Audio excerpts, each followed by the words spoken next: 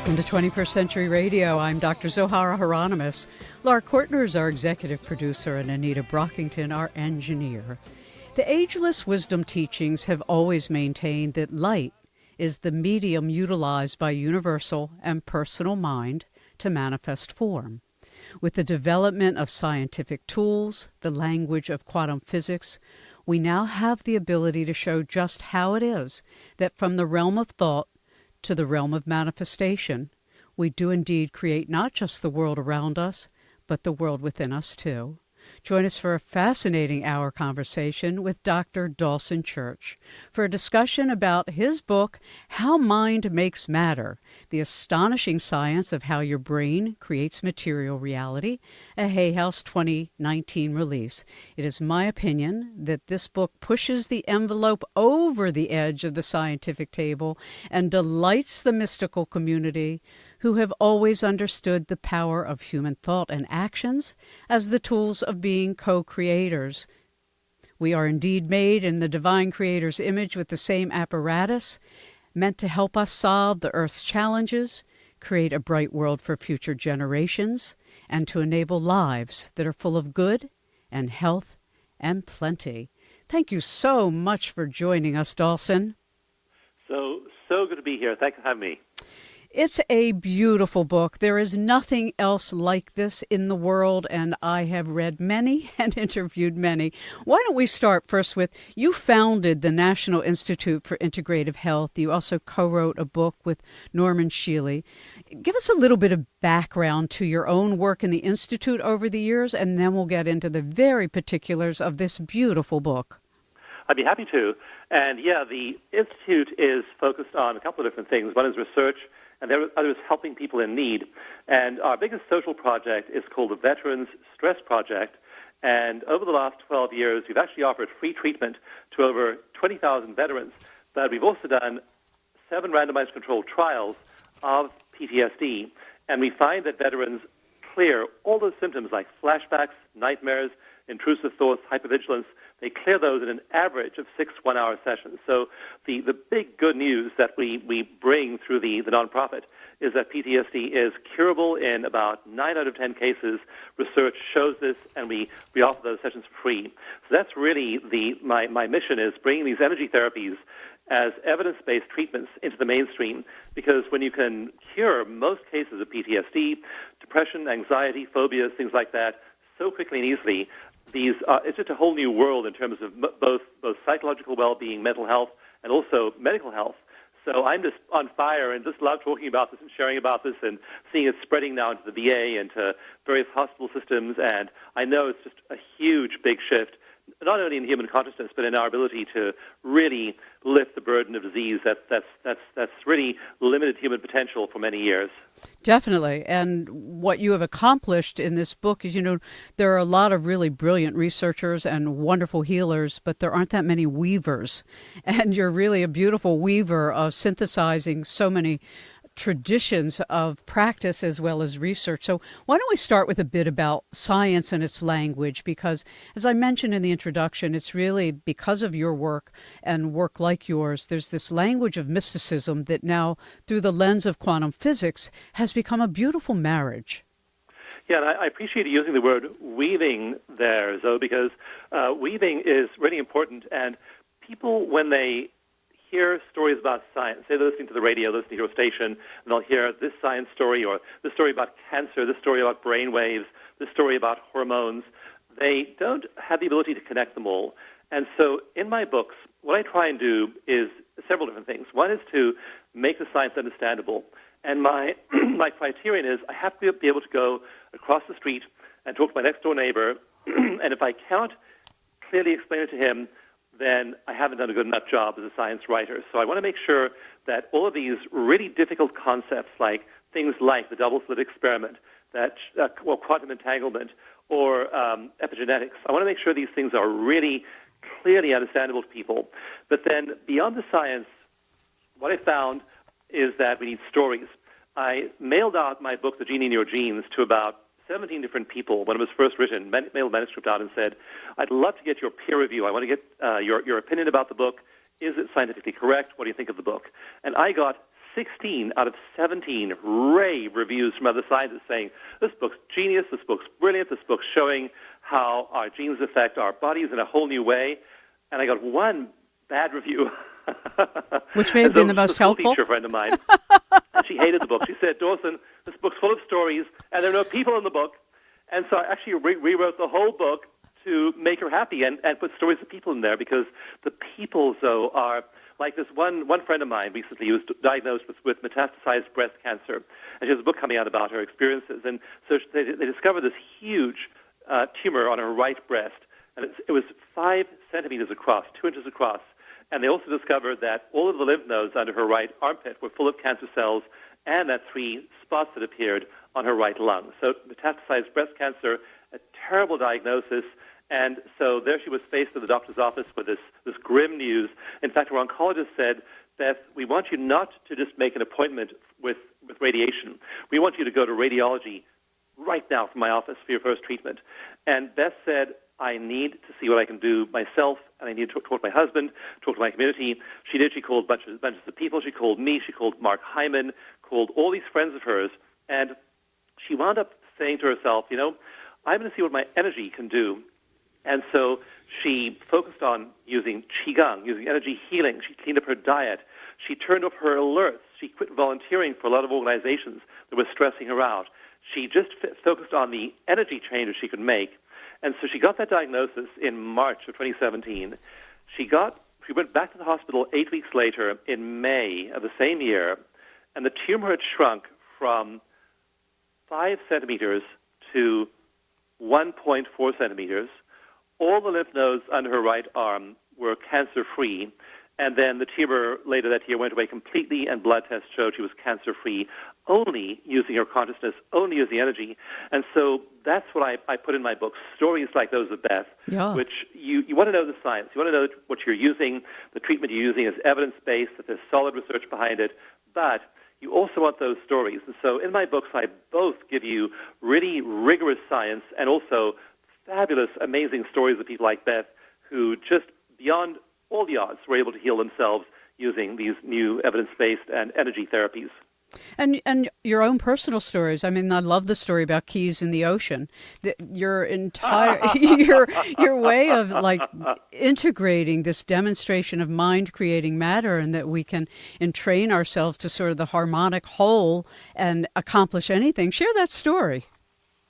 Well, I began the book with this because I was a skeptic originally. I didn't really believe in a lot of this stuff, and I heard these metaphysicians saying our thoughts create our reality, and I was starting to think, oh, geez, really, that's not scientific. But then I began I did a series of radio shows on my own radio program with people, with scientists who gave me pieces of the puzzle, and I began to trace them step by step by step, piece by piece by piece, and I began to find all these links between thought and thing, and how our thoughts actually do create our reality. And that story that begins Mind to Matter is one of the ones that turned me from a skeptic into a believer, because I was trying to finish a book. I had a really tight deadline to finish this book for a publisher, and I went away to Hawaii and just spent time in a little condo, really focused on the book. But every day I would go out and take a break and get in a Jeep I rented with all my snorkeling gear in the back, and I'd go snorkeling for an hour or so. So the one day I'd gotten back from my snorkeling trip. I was dripping wet, walking back from the beach, and ready to just throw my snorkeling gear in the back of the Jeep, drive back to the condo, and I put my hand into my pocket to get the keys to unlock the Jeep, and my pocket was empty. And I looked out over about this 5-acre bay I'd been swimming in, diving down to the coral heads about 10 to 12 feet deep, and I realized that somewhere in those 5 acres, down on the bottom, 10 feet or so below, were 2 tiny keys. And so I just decided, I'm not going to panic. I'm going to stay in my heart. I'm going to hold the intention of getting those keys back. Now, it looked impossible. I actually swam around for about an hour looking for them. I realized it was completely impossible with all the coral heads and all the marine life down there to find them. But my intuition just said, just do this. And then after an hour, I realized nothing was going to happen. So I began to swim back, but 3 young men and their father, teenage boys and their father, had just got into the water a few minutes before and were diving. And so I swam up to them. My intuition said, just give me a little nudge and said, just go up and talk to them. And I swam up to them and said, I've seen you guys diving to the bottom. Did any of you find anything down there? And the youngest boy, about 13 years old, held up my keys. And I've had uncanny experiences like that over and over and over again. It's like the universe is smacking you on the side of the head saying, do you get it now? Do you see now we're in a benevolent universe? There's all this wonderful synchronistic stuff going on there. And so that's how the book begins. But then at the start of the book and the end of the book, so I talk about non-local mind, how we can let go of our fixation with thinking we're who we are, thinking we're our name and our job and our kids and our marriage and our location and our house, and just the act of letting go and merging with the universe, non-local mind, and that aligns you with synchronicity the same way that the birds align and the trees align and the flowers align and the earth aligns. So this whole act of letting go of your local reality and merging with non-local reality gives you a perspective on life that is totally different and wonderful.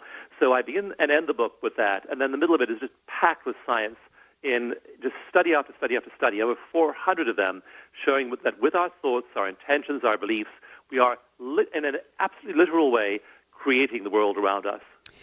One of the things I thought so useful, I mean, there's so many things useful about what you've accomplished, but the disciplines of mindfulness and then the mapping of minds demonstrates this reality that you've just spoken to, that through concentrated thought, through having an intention, and then paying attention, we have the capacity to receive from universe what it is we need or looking for or want to give to someone else.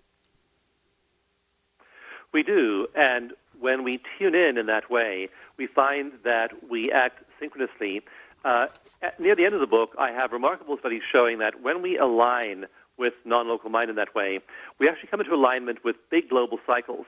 And in Chapter 7, I have a really stunning image from a scientific study, and it plots solar activity over the course of 30 days. Now, solar activity is, again, this is the size of our galaxy, the size of our solar system, driving these solar flares going back and forth. And geologists map the solar activity. They can see what's going on there. I then have overlaid on that a graph from somebody who is a meditator, who's in heart coherence, who's in tune with nature in this way. And the two graphs of their heart coherence over the course of that 30 days and solar activity are a match. Now, if you aren't in coherence, if you aren't in alignment, if you aren't in attunement with that non-local mind, you aren't a match, and you're bumping around and you're having all kinds of difficult experiences. But if you're in flow, and athletes and executives and high performers talk about being in flow, when you're in flow, you're not just in flow yourself, not just your body is in the state of coherence and in flow. You're in flow with nature, you're in flow with the universe, you're in flow with everyone else who is in flow with the universe. And suddenly, people say, isn't it hard to write books like this? And, of course, science books are hard to write. But, I needed one piece of information for one chapter.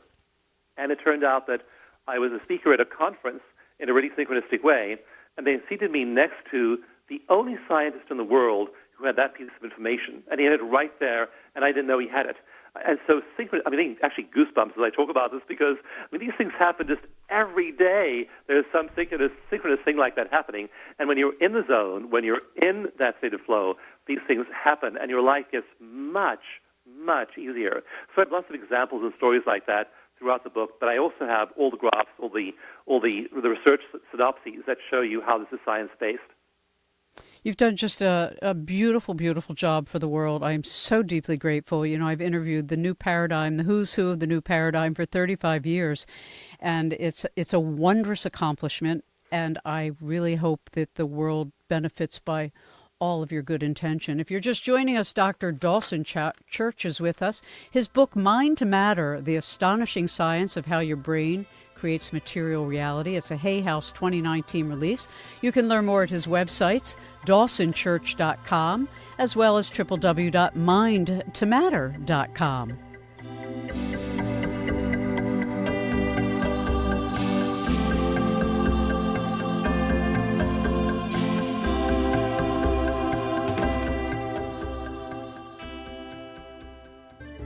You're listening to 21st Century Radio with Dr. Zohara Hieronimus. I'm Dr. Mike Dow, New York Times best-selling author, and I've written a new book called Your Subconscious Brain Can Change Your Life, and several other books. In this book, you will learn a technique how to activate your subconscious, how to use hypnosis, cognitive behavioral therapy, and visualization to reach any goal, psychological or physical. And you can learn more about me and my work at drmikedow.com. Stay tuned. Welcome back to 21st Century Radio. Our guest is Dr. Dawson Church. His newest book, Mind Matter, The Astonishing Science of How Your Brain Creates Material Reality.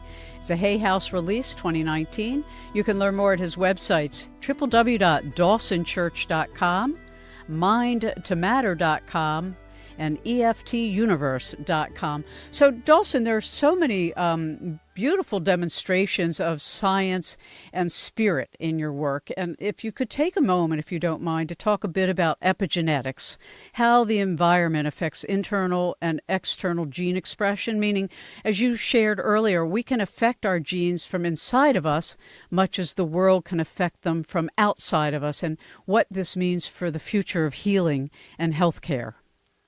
Its meaning for the future of healing and healthcare, though, is profound. And the examples I give at the start of Mind to Matter are to do mostly with inside your body and how your thoughts create molecules inside your body, and they create those molecules by turning genes on and off.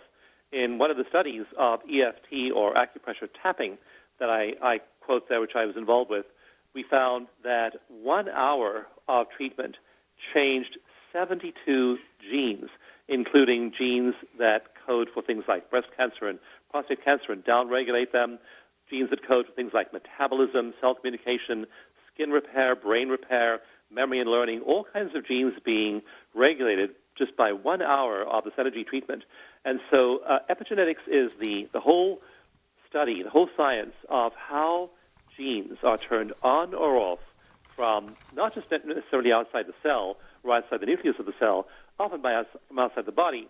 And just a classic, easy example is that, say, for example, on a Sunday afternoon, I'm walking through the park. It's a beautiful day. I'm really enjoying myself. I'm not stressed at all. And suddenly a pit bull breaks loose from its owner and runs at me, barking, big fangs, drooling. I'm terrified.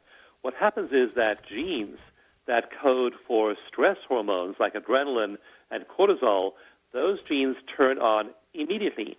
And there are a class of genes called immediate early genes because they come to peak expression in under 3 seconds after its stimulus. So my body is turning this external signal of the barking dog into an internal biochemical and neurological signal turning on those genes, and I'm in turn synthesizing those stress hormones within 2 seconds so I can run away and the fight or flight response turns on. And that's this complex chain by which external stimuli result in internal chemical changes, which result in drastic redistribution of the body's energy. And so now suddenly my heart's beating, my throat's tense, my pupils are dilating, I'm running like crazy, my digestion shuts down. All of these changes happen in 2 seconds. So that's an example of epigenetics in response to an external stress or a real external threat. But what if it's now 7 o'clock at night, I've gone home, I'm having dinner with my family, and I've had a glass of wine, I'm nice and relaxed, but now I remember the dog, and I tell the story of the dog to my family. Now, suddenly my throat dries up, my heart starts pounding, my lungs start breathing shallowly. That same gene that it's actually called CYP17A, that same gene that codes for cortisol and adrenaline turns on again even though there's no dog. And so that's an example of epigenetics that is affected purely by consciousness. Mm-hmm. And so that's the field of study I'm really interested in, is how can we, through energy work, through our awareness, through our consciousness, through our behavior, through the practices we employ in our lives, literally turn genes on and off. And not just 1 or 2 genes. Often there are cascades of genes being turned on and off. And again, they're often happening in response to diet or exercise or external stressors or relaxation. But they're also turned on simply by mind alone.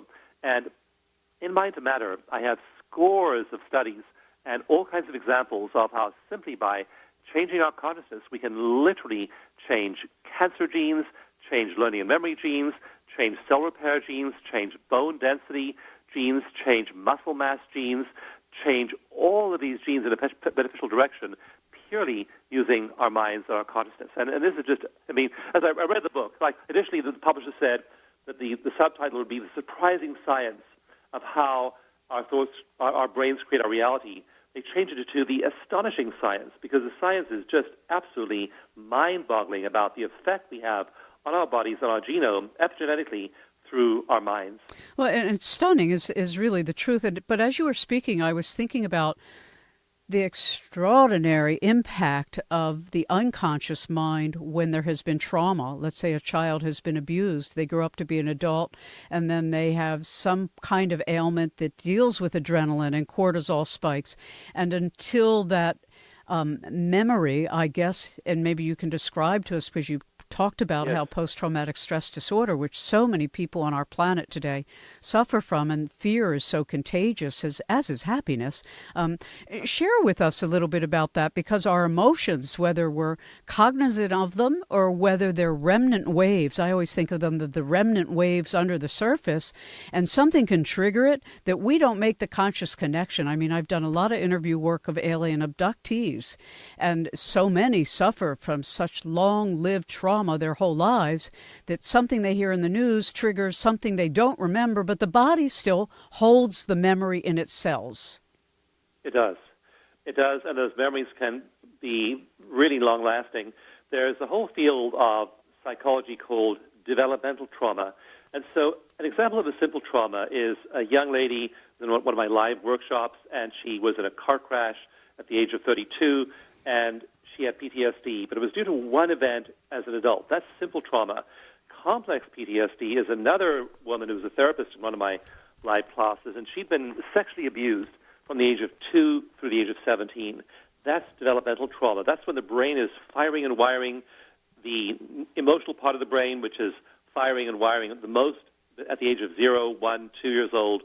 That part of the brain is firing and wiring when the child's being traumatized. That kind of trauma is extremely difficult to treat. And I've written 2 books on psychological trauma. In fact, a lot of my research is on psychological trauma. A lot of my background is working with people with psychological trauma. And again, it's really tough to deal with because, as you say, it is buried in the muscles, is buried in the cells. But the wonderful, hopeful phenomenon we find with energy therapies is we can treat them. As I mentioned earlier in the first segment, that in the Veteran Stress Project, we've done 7 randomized controlled trials, and they show that in just 6 one-hour sessions, those veterans coming in with those severe traumas, like flashbacks and nightmares and all those other symptoms, those symptoms just go away after the first few sessions, so they are treatable. But if we don't treat them, they wind up having enormously detrimental effects on our bodies. And the grand study that showed this in the 1990s was the Adverse Childhood Experiences Study, or the ACE study that Kaiser did along with the CDC. And they show that people with high numbers of childhood stressors, developmental trauma in their lives, had much higher rates of cancer, heart disease, diabetes, hepatitis, obesity, all kinds of adult ills if they had large amounts of childhood trauma. So we think of it and we call it psychological trauma. It's really physical trauma. It manifests later on as physical disease unless it's treated. So it has these severe effects epigenetically and affects people for a long, long time. The good news is it can be treated, but again, if you think that negative thought won't hurt you, if you think, well, if I just forget about it, if I just be positive, it'll go away. The unfortunate truth is that positive thinking does not cure this. Positive thinking and letting these things fester in your unconscious is not a solution. They actually get worse over time. Most kinds of mental health issues like anxiety, depression, if you don't treat them with drugs, they get better over time. But PTSD is the one condition that people get worse over time. In one study of World Trade Center first responders, 5,400 of them, the researchers found that half the cases of PTSD showed up much later, 2, 3, 5, even 10 years later. It's called delayed onset PTSD. And so just letting it ride, unfortunately, does not cure PTSD. You have to actually treat it meaningfully with one of these energy therapies. There is a great deal of fear, planet-wide, and it's used to control the mind. And the military uses it, government psyops uses it, individuals and families use it. There's a whole hierarchy of narcissism that we see now globally. When we are in fear, as you pointed out, there's an extreme amount of beta waves. What does that mean, and what are the contrasts to, for instance, gamma or theta brain waves that we experience, and what stress does to us? Yeah, a whole section on this, because there are several different basic kinds of beta of our brain waves, and the highest frequency one is gamma. The slowest one is delta. And so most of the time, if you're in waking consciousness, ordinary awareness, you have a little bit of the slow waves, you have a little bit of alpha, but you're mostly in beta with very little gamma. But when researchers began to hook up spiritual masters, yogis, adepts in the 1960s, they found that these adepts had very different brain waves from the average person. They also hooked up a lot of healers. They hooked up Pentecostal faith healers. They hooked up Chinese Qigong masters. They hooked up Native American shamans. They hooked up Jewish Kabbalistic healers. And they found that wherever their brain waves were in their normal consciousness, when they began healing, a distinct profile emerged in their brainwave frequencies. And so I explain this in Mind to Matter in chapters 2 and 3. It's called the awakened mind. And it's one you can actually reverse engineer. You can actually know what the awakened mind brainwave pattern looks like. And essentially it has lots of alpha. Big, stable alpha is the key. And you can train yourself to acquire alpha with meditation, with various kinds of contemplation, with spiritual practice, with calming yourself, with entering flow states. All of these give you lots and lots of alpha. Now, the cool thing about alpha is when you have lots of alpha, it also tends to produce access to your theta and delta. Delta is the slowest wave, and it's the wave of connection with the universe. People who are mystics, people who are psychics, people who have really extraordinary mental abilities, they tend to have lots and lots of delta. And then healers have lots and lots of theta. But you can only get your theta and delta, those two slow frequencies, easily through alpha. And in the book, one of my huge epiphanies in writing Mind to Matter was that I realized there's lots of research on how frequencies affect cells. So you can pass a frequency through a culture, bone cells or brain cells or nerve cells or skin cells, and see how they respond. But what I realized as I was working on Mind to Matter was that there are certain frequencies that affect our cells that we produce with our own brains during meditation. And those frequencies have remarkable effects on healing. They literally stimulate the production of stem cells. So stem cells proliferate when you have lots of theta. They trigger the lengthening of telomeres, our anti-aging molecules at the tails of chromosomes. They trigger the growth of new white matter in our brain. They trigger the growth of memory and learning neurons in our synapses, in our learning memory centers of the brain. So all of these things are happening, and they're happening triggered by these frequencies we generate ourselves in meditation. And that was one of the huge, big ahas in the book that no one had really written about before, was that, sure, frequencies affect cells, but a lot of the frequencies that affect cells positively, we actually can generate ourselves simply by sitting down, closing our eyes, and doing the very simple free meditation I provide in the book. When you also talk about, there's global mind, there's universal mind, there's individual Yes. mind, there's family mind, there's, epigenetic mind in the sense of inheritance of bloodlines, ancestral lineage. But you do, and I was so glad you included it, the random number generator studies that show that there is coherent mind that we may be unaware of. And I often find that the technologies we are infatuated with, whether it's online or offline or Facebook or, texting, that they are an outward manifestation of a universal phenomena that is invisible. Talk to us about this coherence that occurs when many people are focused on the same thing, and let's focus it for good. Yeah, and so one of the big questions I asked myself was, what's the difference between somebody who is an intender and those intentions come true, and somebody who's an intender, and those intentions don't come true. Because plenty of people visualize and have use affirmations, use other tools like that, right. And what they want to see happen doesn't happen. I have one particular friend, and I watched her for years, really inspiring person, I have always big dreams and visions, but nothing she ever visualized came true. Then I have friends like Jack Canfield and John Gray and Marianne Williamson, and these people, when they have an intention, you can bet there'll be action behind it, and things will tend to happen. So what's the difference between a master manifester and somebody who has good intentions and nothing manifests? And the answer turns out to be, and again, that was a really crucial question that science can answer, and the answer turns out to be that the manifestors have coherent brain waves. And I have one example in Chapter 6 of the book. I show the brain waves, brain scan, EEG signature of a person who's not coherent and a person who is, side by side. And so the person who's not coherent, their brain waves are all over the place. The person who's coherent, their brains are highly regular and will match each other. So that's the difference between the master manifester and the one who's not. Now, you get a whole bunch of people in a football stadium cheering for the Red Sox or the Yankees, or you get a whole bunch of people in a sports team who are working cohesively together. You get people in an office, a work team, who are working in coherence together.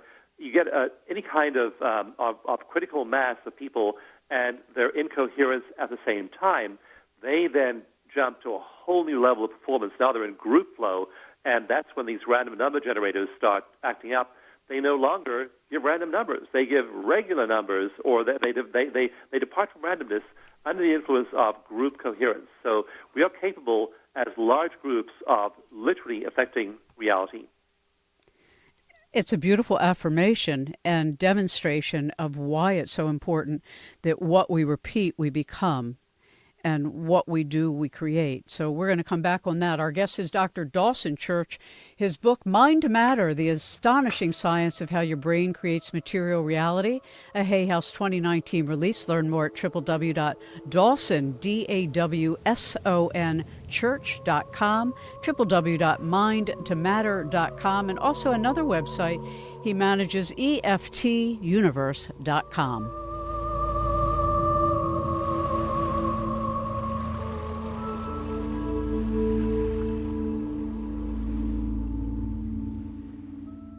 This is John G. Kruth from the Rhine Research Center in Durham, North Carolina, the oldest operating parapsychology lab in the country. You can learn more at rhine.org. You're listening to Zohara Hieronimus on 21st Century Radio.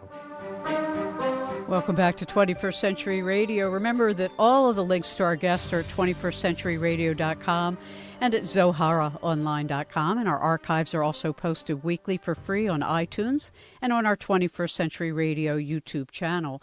Dr. Dawson Church is with us, and I want to encourage you to appreciate that more than the book we're talking about, he shares how to apply breakthroughs of energy psychology to health and athletic performance through EFT Universe. That's www.eftuniverse.com. So, Dawson, in your book, Mind to Matter, The Astonishing Science of How Your Brain Creates Material Reality, a Hay House 2019 release, you share that when we recall an experience or a talent, when we practice it, when we rehearse it in our mind, it helps us develop certain skills which then turn into new experiences.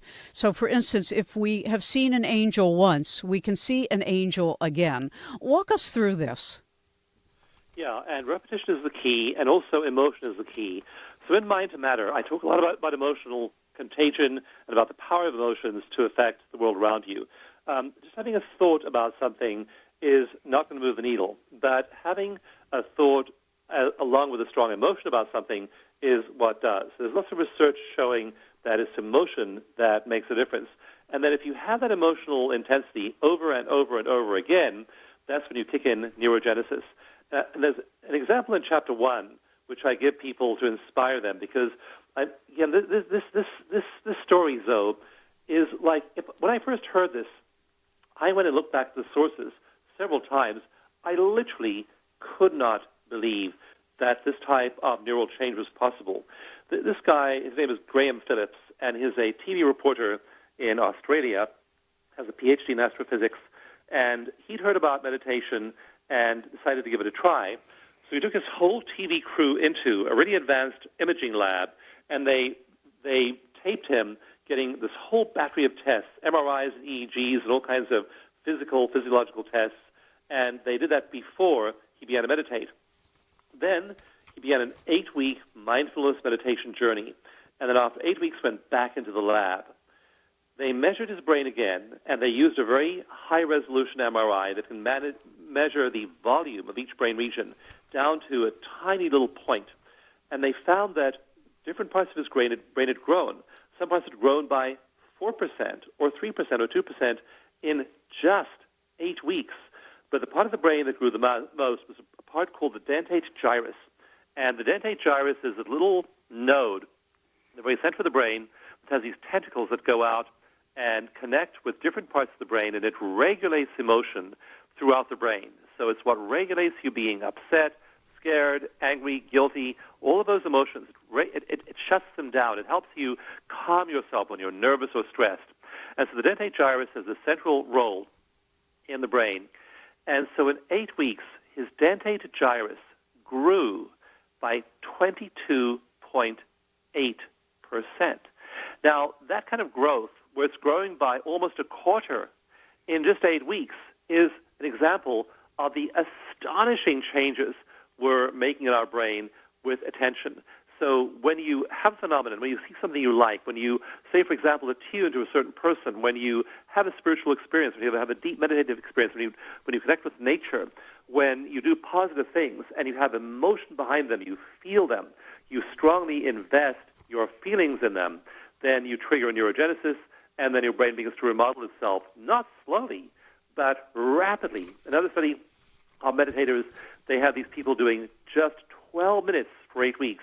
And after only that short amount of meditation, they found their brains had already begun to change. So you are literally changing the hardware of your brain using the software of your mind.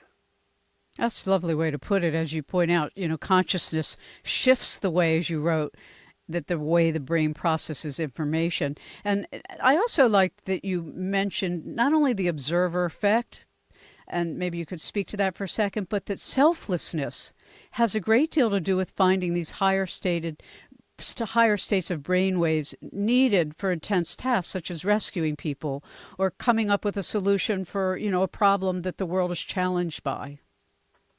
Albert Einstein said that only by acquiring non-ordinary states of consciousness are we able to solve difficult problems. He said that all of the world's great scientific discoveries had come not from working from the left brain, but purely by being in right brain flow states and then being receptive to those solutions. So that is where those solutions come from. So that is where you want to be. When you're in that state, in some of the research I have in Mind to Matter in Chapter 3, I talk about this research, and it shows that when we're in that flow state, our problem-solving ability and our creativity goes up, but not by 5% or 10%. In one study, a decade-long study of peak performers done by the McKinsey Consulting Group, this big global consulting group, 10-year study of peak performers, when they were in that flow state that meditation induces, their productivity went up 500%, fivefold. Another study done by the Defense Research Agency, DARPA, found that when they had people induce that flow state, these meditative states where you're just in the flow, like I think I am right now as I'm talking to you, and hopefully we're inducing flow in people around us as they're listening to us as well. But when you're in that flow state, again, with emotions there, beliefs there, you're congruent, you have these coherent brain waves. In those flow states, this DARPA study found that when they gave people difficult problems, that their problem-solving ability improved by 490%. I mean, almost fivefold increase. So that's why at the end of the book, I talk about problems like global warming and overpopulation and limited resources and lack of clean food and water and various cyber threats. I mean, there are all these things that we as human beings have to solve. There are all these difficult problems we as a human species have to tackle to be successful. And so if we are trying to solve those problems with our same old brains, our survival-oriented old brains, it's not going to be effective. But if suddenly just a few thousand of us or a few 100,000 of us have a 5-fold increase in productivity, problem-solving ability, creativity, then we have the mental ability, the emotional ability, the spiritual ability to solve these problems. So people are very surprised to discover sometimes, I'm not that worried about these problems. They are real, actual problems. But if we jump collectively to this new level of spiritual ability, which I predict we are in the middle of doing, at the end of the book I talk about how now millions of people are entering non-local mind together, and those cohesive states, those states of cohesion together, when as tribes, huge numbers of people all over the world are meditating. You know, the number of meditators has gone up in the U.S. from about 1% in 1980 to around 4% in 2004 to around 14% last year. We're in the middle of this explosion of people entering these deep states seeking enlightenment. And when you have huge numbers of people doing this, they have the abilities, extraordinary abilities to change their own brains, which, and I talk about this in the end of Mind to Matter, no species ever in the course of evolution has ever had the ability to change its own brain. And in 8 weeks, I mean, we're on the cusp of an era of human flourishing and planetary flourishing like we've never had before. So I'm not only just optimistic, I'm wildly optimistic, and I have the data to prove it. So people say, oh, are you worried about this politician? Or are you worried about the election? Or are you worried about this stuff? And my answer is, not even a little bit. Well, and the unfortunate thing is how distracting it is. You know, people get distracted and then they get embroiled in it and lose sight of their own personal trajectory, exactly, and give away their power. And so you speak to this mindfulness, and that if everybody in the listening audience were to do a small meditation every morning, and I love the way you say, you know, that whomever you would live with, whoever your partner is, to speak to them at the beginning of the day and at the end of the day. And I like that you say, you know, touch each other, put your arm around each other a couple times a day.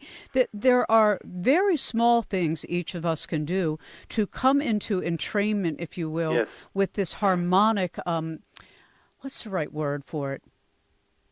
Well, it's this group flow state. It's this state of being in coherence as a group, so group coherence. And then there we are. It's contagious as well. I talk in Chapter 2 about emotional contagion, about how when you're in that state then, so you are not just in that state yourself, you then affect people around you, not just those right around you, but several layers out. So all those people in the world who are being positive, who are being loving, who are being compassionate, are having a massive effect on the trajectory, not only of their own well-being, but also on evolution. And that's where we really are today. I agree with you. We are on the cusp. And I like that you included, Dawson, the impact of creative play, and why artists' brainwave activity, you know, it's a different kind, as you point out, this right hemisphere beauty.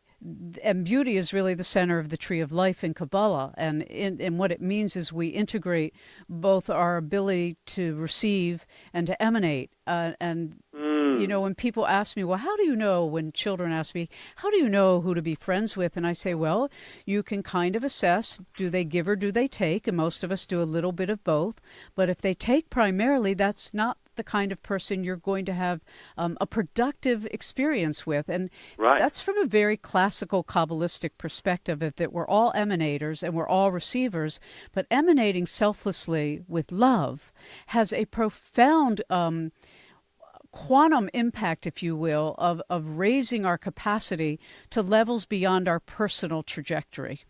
Yes, and changes our brains to be more loving and more compassionate. And when you look at the research, the detailed research behind meditation, you find that it's compassion that makes all the difference. Mm-hmm. So when you're in that state over and over again, then you're changing your brain, that is changing your life, it's changing your whole social experience, and then the ripples through emotional contagion spread out from you. So you become an agent of positive emotional contagion among everyone you meet, and suddenly that's what starts to change the whole world.